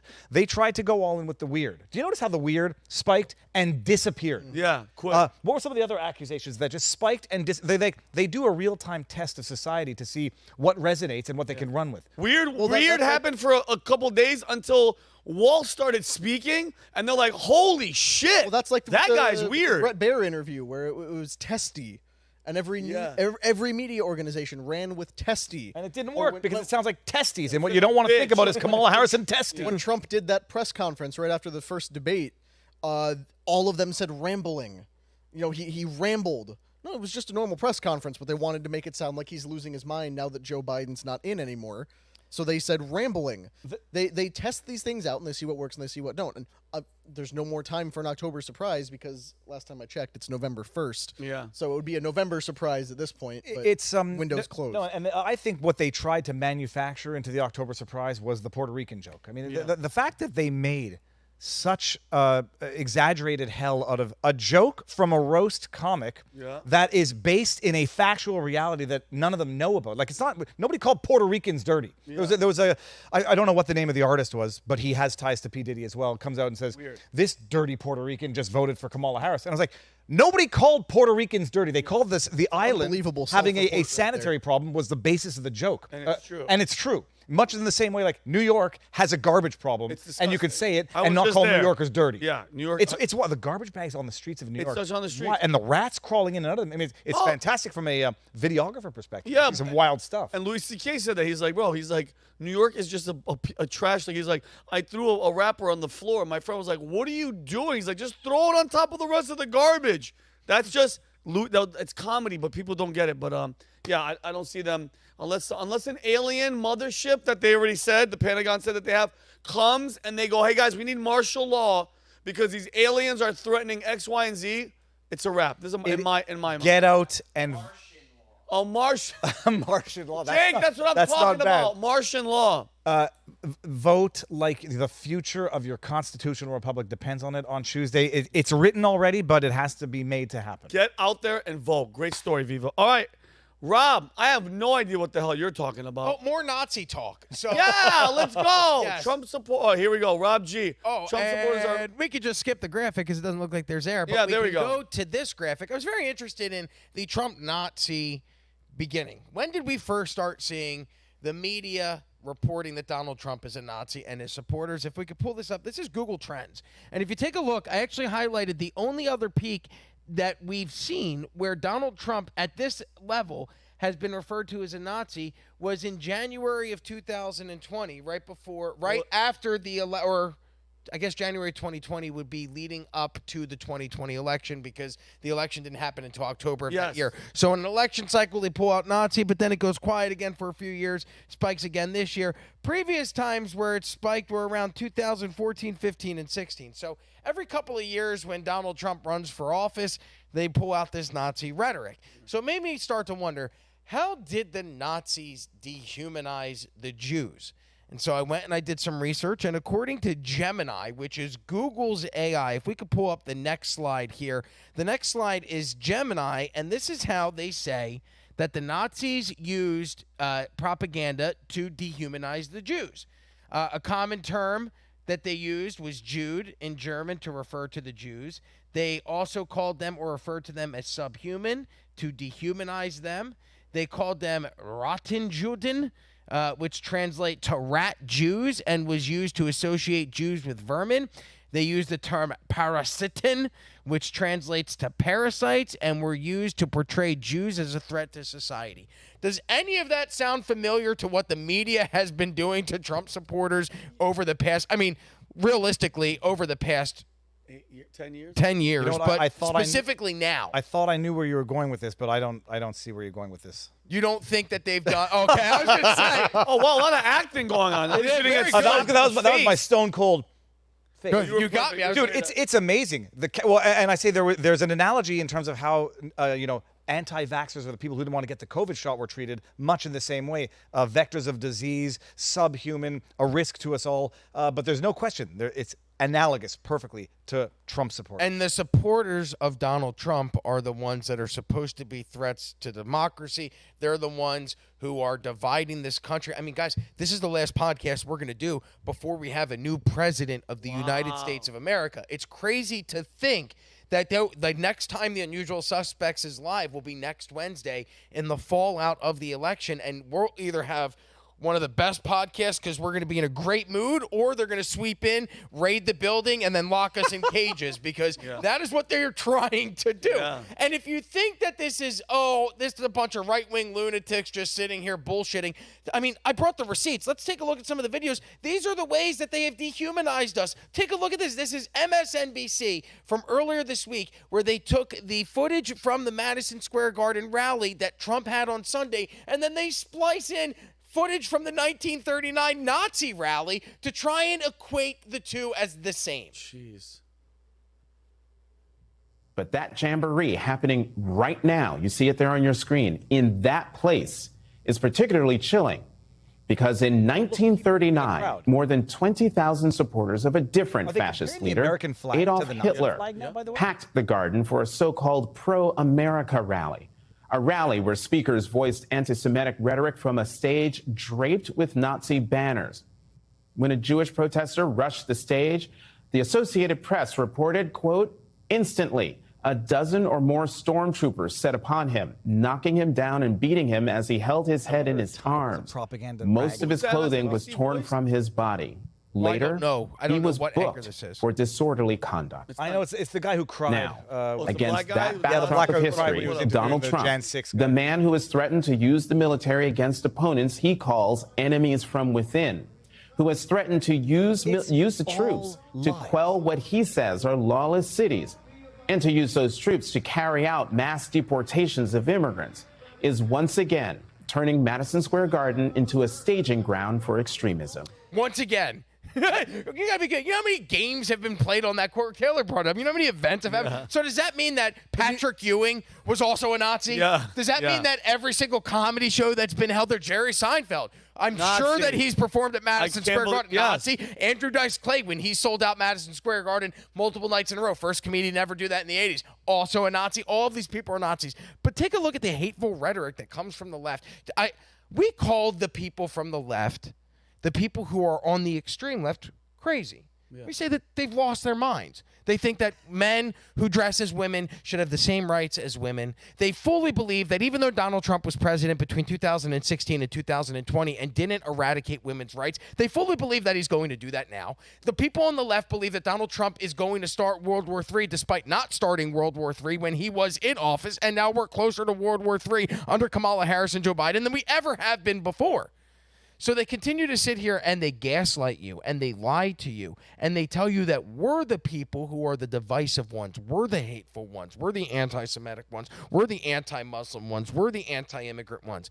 But what we really care about is the future of this country because we love it so much and we see that there are certain threats and we call those threats out. Doesn't mean that I hate Muslims. I don't. I don't want angry Muslims coming into the country illegally. But if there's a Muslim that is trying to escape some type of horrific crimes that are going on in Iraq and they're trying to come to this country and they come the right way, I got no problem with that being here. Do you guys have any problem with legal immigration, people coming to this country the right way? No, my wife, not at all. My wife is a neuroscientist, for those who don't know, by the way, PhD in neuroscience, and she works in Canada with a number of people, and there were, for whatever the reason, a disproportionate amount of Iranians who got visas, who came in, and who fled the oppressive regime of Iran. And they came to Canada, and some of them have now ended up in the United States, appreciating the freedom, not trying to import the same oppressive regime from which they fled. And the nicest, most intelligent, most educated people that you've ever met. And they know why they left, and they know what they don't want to see happening here in America or here in Canada right now. And the amount of people who I've met who have fled communist regimes, who now see exactly what they fled creeping in here via the Biden-Harris administration, they now say, holy crap, if it comes back here, I've got nowhere else to go. And on that immigration point, like, the Democrats want unlimited illegal immigration. That much is clear, and they can deny it all they want, but that is exactly what their goal is. Republicans, though, want unlimited legal migration.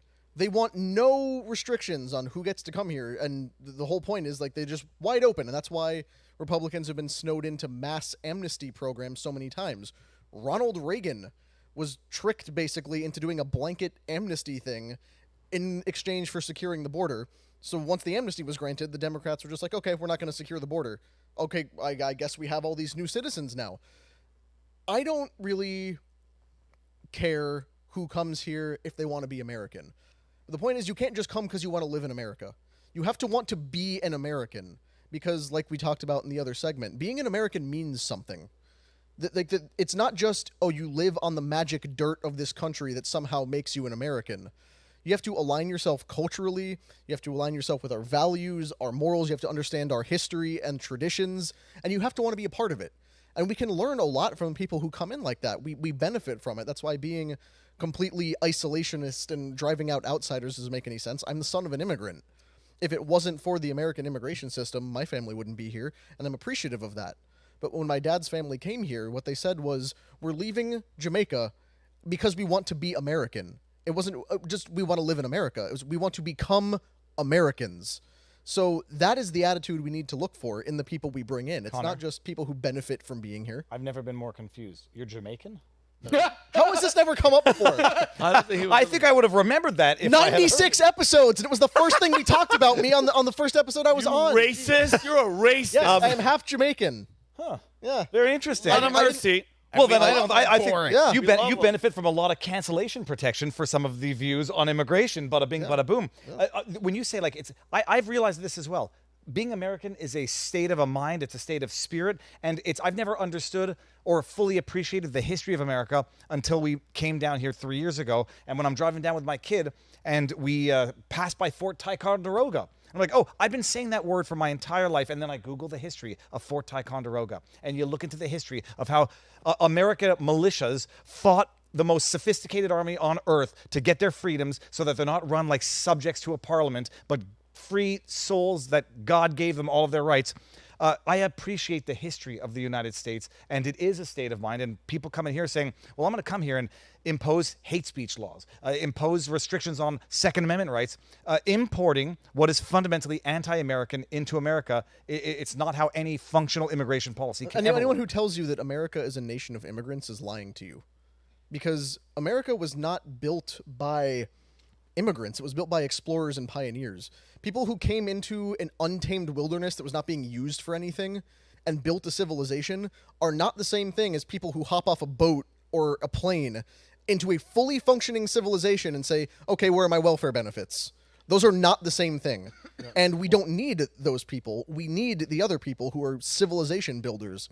We don't encourage that anymore. We don't actively recruit for that anymore. Civilization is white supremacy. And guess what? And when a government tells you otherwise than what you're saying, and when a government spews that type of shit, Rob, and I'm sorry for cussing, this whole Nazi Hitler BS, they're trying to divide us so that they can stay up here. And when I say stuff like, when Trump says they're the enemy of the people, they are. When somebody is trying to tell you that half the country are Nazi following Hitler-loving people, they are disgusting. They have no freaking soul. They have no morals, and they are your enemy. You shouldn't be happy when you see them in public if they're celebrities, and all of them, every single one of them that is pushing this freaking agenda, to hell with them. That's it. Yeah, period. And basically what they're saying with all these policies, open border, illegal voting, mass incentivization of immigration through the welfare system. It's like, hey, they're telling the American people, if you will not fall in line, we will find a poorer, browner person who will to take everything you have and give us what we want. And that's how they stay in power. And that's why we're stuck in the place we are. But the Nazi comparison, it's just what they do to excuse unlimited violence against their opponents. Well, we talked about it going on for 10 years. Let's go to some of these clips because this is Hillary. This is where it started, where it was basket of deplorables. A politician, a person in a position of power, a former senator, the former first lady of the United States of America. And at this point, she was running for president. Or was this after she had already lost where she called? Stronger Together was her campaign. No. Her basket of deplorables was what arguably ended her campaign. Okay, so this is, all right, so here it is. This is Hillary Clinton. This is where I believe the demonization of the Trump supporters began, when you have people who are established political figures who have been lifelong politicians getting in front of an audience and saying things like this. Put half of Trump supporters into what I call the basket of deplorables. Oh, and Michael Keaton's going to come in. Right?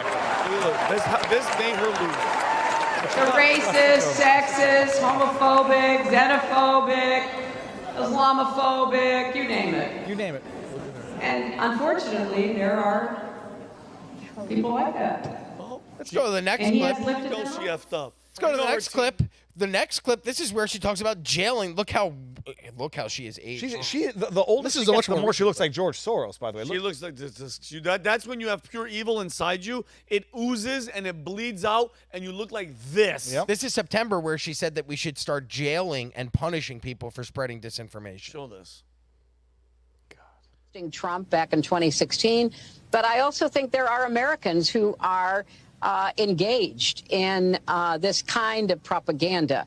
And whether they should be civilly or even in some cases criminally charged is something that would be a better deterrence because.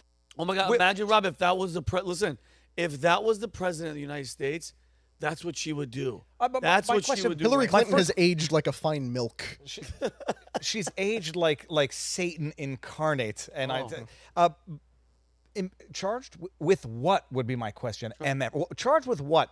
Oh, spreading disinformation is not yet illegal until they decide to say, oh, well, if it's disinformation that confuses someone about an election date, well, then we'll go after you for election fraud issues. But they want to usher in what we see now happening in the UK and throughout Europe, where your right to speak is a privilege bestowed by a parliament and not a God-given right that no one can infringe on. So demonize the people, then silence the people, then prosecute the people, because that's where it looks like it's heading. We could skip this clip and go to the next one, Jake, because we already showed Biden calling everybody garbage. That is, by the way, the sitting president of the United States. You're paying but he's his not paycheck. running. He's not running again, Robert. So you're paying his paycheck. You're paying his paycheck. I'm paying his paycheck. Not only that, we're paying to keep his crackhead son protected by the Secret Service. We're paying for him to go to the beach with his wife on holiday vacations while there are people stranded in North Carolina and can't get access to FEMA funds or any type of support. That's the guy that's sitting out there right now. The president, the leader of the free world, is calling you, the American people who support a different candidate, garbage. And that is how he views you in his eyes. And I'm a guy that voted for that fuckface. So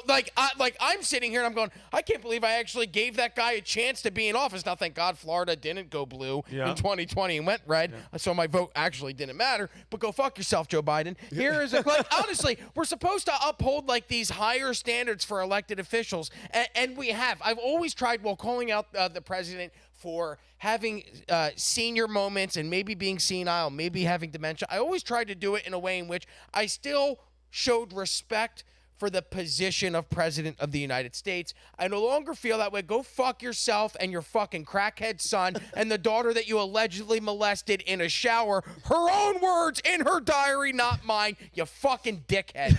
Here's a clip of your next president, President Donald J. Trump, 47th president of the United States, and this is where he tells you what they have done to Trump supporters since 2016. Play the tape, Jake. In the past 9 years, Kamala and her party have called us racist, bigots, fascists, deplorables, irredeemables, Nazis, and they called me Hitler. They bullied you, they've demonized us, they've censored us, they've deplatformed us, and they weaponized the power of our own government against all of us. They've taken your money. They've thrown open your borders to criminals and terrorists. They've flooded your towns with deadly drugs and death. All facts. They're incompetent people. They've given your jobs to illegal migrants and sent our blood and treasure to fight in stupid foreign wars where the countries don't even know who we are and where we've never heard of the country. This Tuesday is your chance to stand up and declare you are not going to take it anymore.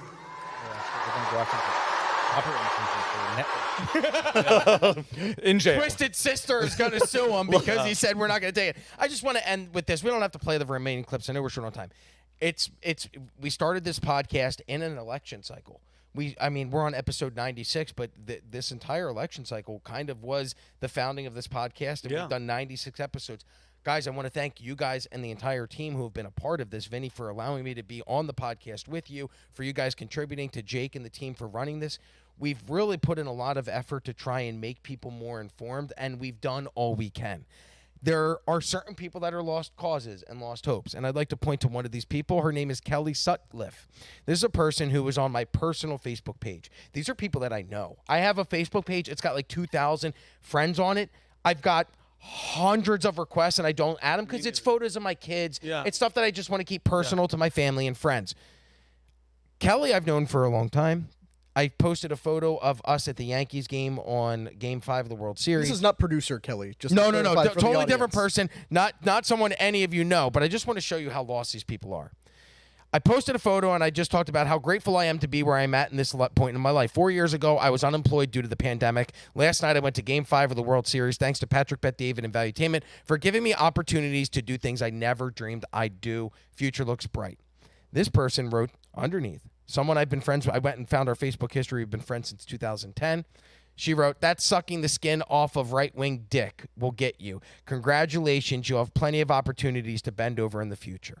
What? My response was, I'm a lifelong Democrat, voted for Kerry in 04, Obama in 08, and in 12, sat out 2016, which I took my son for the first time, and I wanted to show him that, hey, any person can be president, because Donald Trump's running for president. So we wrote his name in. It was a waste of a vote, but I felt like it was an important message that, hey, any dream can be accomplished, and I wanted him to see that. He was 8, and it was important.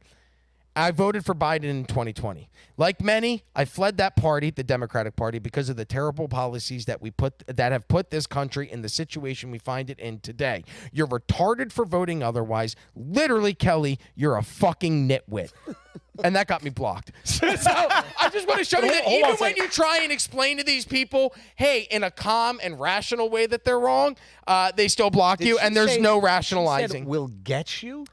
That's what me sucking off right-wing podcasters will get me as a trip to the World Series. And if I keep bending over and I guess metaphorically taking it in the ass, then I'll continue to get trips like that. But really what these people care about, and what I've learned is that, guys, we care about this country. We care about each other. Like, I don't have any ill will towards people that are voting for Kamala Harris. I think they're misinformed. I think they haven't done enough of their research. I wish that they would vote differently, but I'm not angry towards them.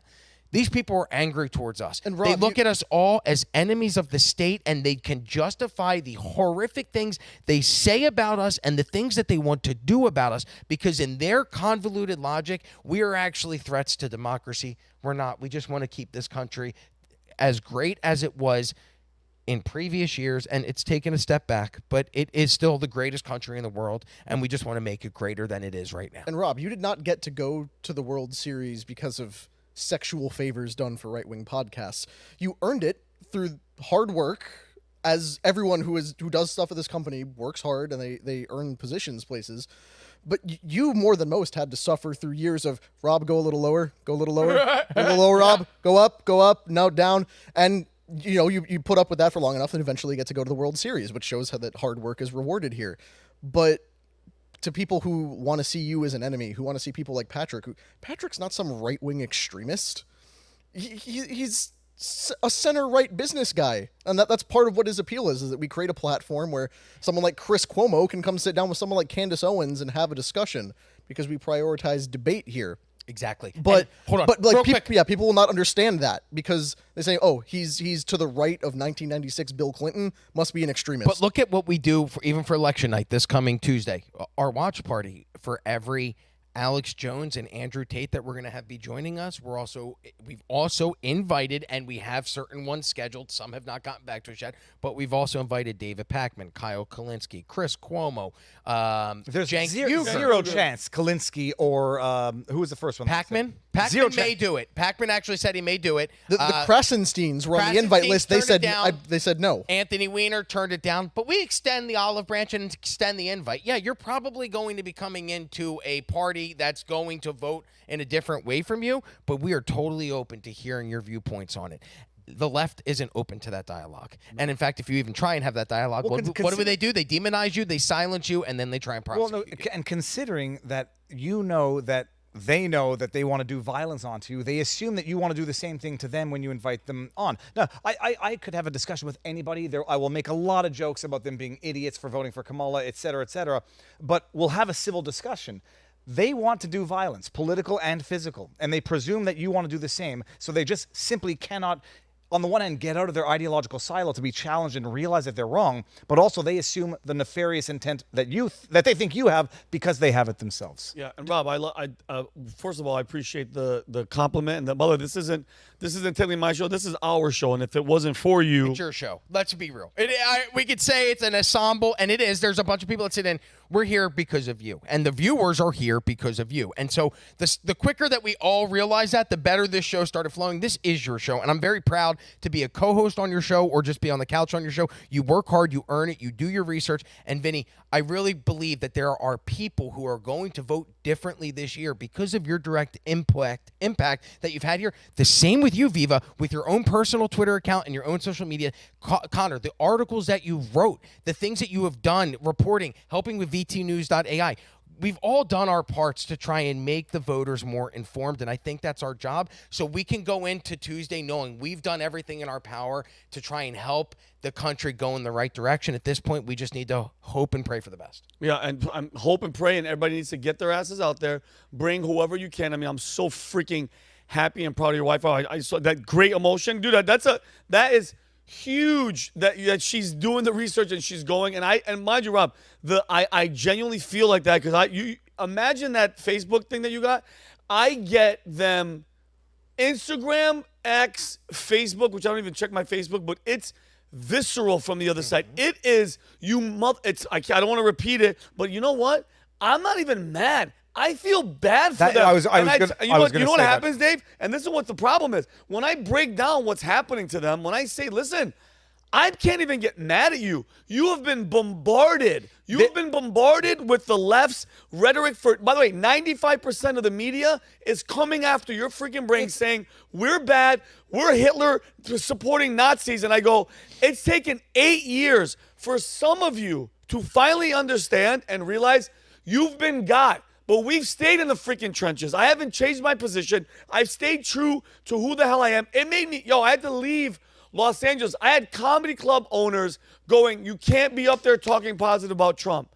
So F them. I left. I'm here, and I'm happy, Rob. Thank you. We've all done our part.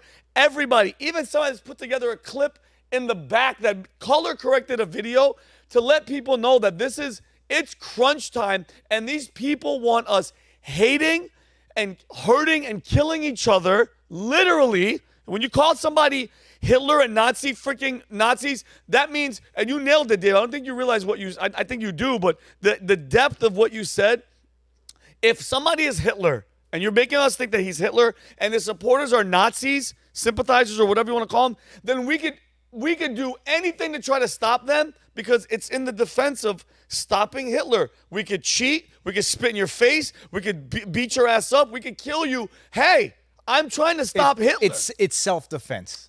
Exactly. The amazing thing is, when you say you feel bad for them, I was having a discussion with someone, a smart person I've known my entire life, who accuses me of being an anti-vaxxer. And then they go in to say, well, are you against the polio vaccine? And I say, do you understand the difference between the mRNA experimental jab and a traditional vaccine? Because if you equate the two, I can only feel bad for your level of ignorance. You might still think they're both good. Yeah. If you don't understand the difference, you are so ignorant and ill-informed, I have to feel bad for you. Yeah. But you realize, MK Ultra, like these mass formation psychosis is not a conspiracy theory. It's group psychology. These are things that governments have been working on for years. Mm-hmm. And I firmly believe now, having lived through this since Trump walked down the steps in 2015, and the day in and day out demonizing, it's a psychological operation that is being waged by government, by intelligence, with the aid and abetment of the media, in the exact same way they did it during COVID. You don't get people to give up their fundamental rights unless you whip them into a state of panic, fear, and frenzy that they're not thinking straight. And the people who are still sitting there after all of this, looking at Trump for 3 hours on Rogan and saying, that guy's Hitler? You look at him in a McDonald's uniform, that guy's Hitler? If that's what you see, you have Hitler blinders on. And it's tainting everything you see. So I do feel bad for them. But protect yourself as well because they're crazy. Bottom line, vote like your life depends on it. I'm trying to find a way to help veterans get to and from the voting booth on Tuesday. I know there's a service that I've been calling up, and it's very tough to actually. Are you trying to do it here in South Florida? Yeah, I want to drive people to and from the polling station on Tuesday. Well, so there is something, just so those people who are in the area, South Florida, Broward County is offering free bus services. So if you rely on public transportation, they are offering free bus services for early voting tomorrow, Monday, and then also on Election Day. So if you're out there and you're looking for a way to get to the polls and you're in this area and you don't have transportation, take a look at the Broward County bus schedule. They're running free buses for everyone. And don't forget to vote down ballot. Don't just vote for president. Look at your congressional candidates. Look at Senate. local elections, school boards. We've seen how important school boards are. There's a lot of openings there as well. Yep. And then state amendments. We have, multiple for Florida, 3, which is to legalize marijuana, and 4, which is like basically blanket abortion access, are the 2 most important ones. So make sure you vote for the other things on the ballot. It's important who's on the top, but who's in Tallahassee will affect you more than who is in D.C. And incidentally, or wherever your state capital is. On our Sunday show before the election day, Robert Barnes and I were going to go over those amendments that are on the ballot in various states, because I read through the Amendment 4, not the which one's 3 and 4 is marijuana. 4 is abortion, right? Yeah, So 3 is marijuana, 4 is abortion. So 3 and 4, I've read 4, and I as a trained attorney, I still don't even understand which way I would want to vote, depending on how I felt about that. So we're going to go over those bills on the amendments on Sunday. But and where can people find that? Oh, Viva Frei on Rumble. No, I'm not wearing my Viva Frei shirt. Oh, It's you dirty. son of a gun. Viva Frei on Rumble, and we have a Robert Barnes Sunday night show is always amazing, and we're going to go over the important stuff. But if you guys can hook me up, I want to drive people to and from, not for content. I just want to make sure anybody who can't get there can get there. Okay. And by the way, just FYI, because I'm genuinely curious, you're a lawyer. Is there any way to start a class action lawsuit against mainstream media, the government, all those entities, for people that have that Trump derangement syndrome? Like think about it, Dave. If you've ruined people and they're acting like this and they're behaving in a certain, and you've done a psychological operation that has ruined somebody's mindset, would they be able to go after them and sue them? Like, hey, you ruined me. You can't even go after the media for spreading, defamatory disinformation. Although newsworthy today, Trump did actually sue CBS for $10 billion. Yes! In Texas, but not for defamation. It's for violating the Commerce Code or whatever. Okay. It's for violating a specific provision of law in Texas, not defamation. So I'm actually a little bit more encouraged than I was when I first saw the suit. But I'm going to look at that over. I have a bunch of people that would jump on that class action. It's like that letter you get in the mail where you're like, wait, I'm in a class action lawsuit. Have you or a loved one? Do you look at your neighbor and think they're Nazis? Yeah. Well, you might want to call Sokoloff and Sokoloff. If you or a loved one have been diagnosed with Trump derangement syndrome, you may be entitled to significant financial compensation. All right, guys. Well, great show. Thank you guys all for joining us. If you haven't subscribed yet, please take a second and subscribe to the channel right now. I want to say thank you to everybody here, all the guests, to Tayler, Jake, Jeremy, everybody that's watching. Guys, this doesn't happen without you guys. We appreciate you guys wherever you are, in your car, and you're busting your butt, taking your kids to work, whatever. We appreciate you, and there's no words that I can express how much you guys mean to us. But get out there and vote. We will see you guys Wednesday the 6th, Rob? Yep. 6th, we'll be back, and hope to God we will have a new president that likes to wear orange to match his face. Anyway, God bless you guys. We'll see you guys later. Peace and love.